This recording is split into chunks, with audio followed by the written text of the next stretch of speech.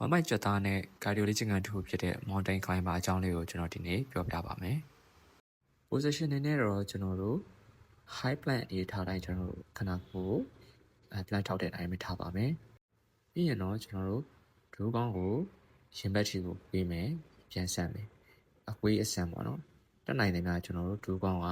ရင်ဘတ်ကိုထိအောင်ခွေးနိုင်တယ်များခွေးရတယ်လိုအပ်ပါတယ်ဒါမှသာကျွန်တော်တို့ရဲ့ bike ကြက်သားတွေကိုကျွန်တော်တို့ထိမှာပါနောက်တစ်ခုသတိထားမှာတော့ကျွန်တော်တို့ခန္ဓာကိုယ်မှာ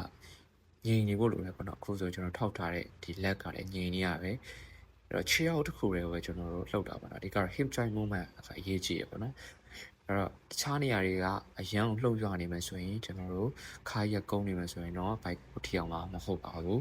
ဒါလေးကိုပိုပြီးသတိထားစေချင်ပါတယ်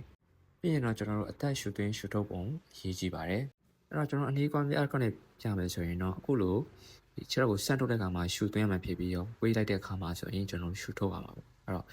ရှူထုတ်မယ်ရှူသွင်းမယ်ပေါ့နော်ရှူထုတ်မယ်ရှူသွင်းမယ်ဒီလိုလေးကျင့်ကိုမှန်မှန်လေးလုပ်ဖို့လိုပါတယ်